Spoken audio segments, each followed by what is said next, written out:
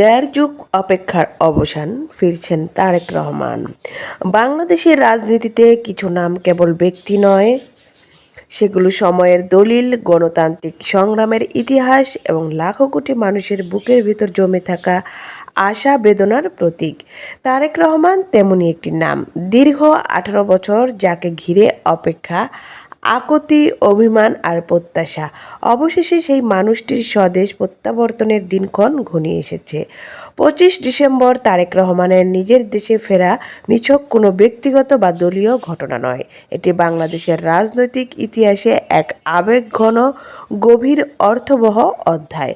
লন্ডনে অবস্থানরত বাংলাদেশ জাতীয়তাবাদী দলের বিএনপির ভারপ্রাপ্ত চেয়ারম্যান তারেক রহমানের দেশে ফেরার খবরে সারা দেশে নেতাকর্মীদের মধ্যে আনন্দের বন্যা বইছে। দীর্ঘদিন ধরে যাকে ঘিরে আন্দোলন, প্রত্যাশা ও সংগ্রাম, সেই নেতৃত্ব অবশেষে সশরীরে দেশের মাটিতে ফিরছেন।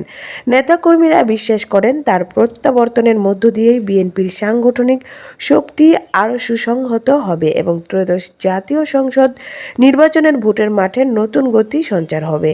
তারেক রহমান জন্মেছেন এক ঐতিহাসিক রাজনৈতিক পরিবারে। তার পিতা শহীদ রাষ্ট্রপতি জিয়াউর রহমান বাংলাদেশের স্বাধীনতার ঘোষক ও বিএনপির প্রতিষ্ঠাতা। মাতা দেশনেত্রী বেগম খালেদা জিয়া 3 বারের প্রধানমন্ত্রী। কিন্তু তারেক রহমান কেবল উত্তরাধিকার সূত্রে নেতা হননি। রাজনীতিতে তার প্রতিটি ধাপ ছিল অভিজ্ঞতা, সংগ্রাম ও সাংগঠনিক দক্ষতায় অর্জিত।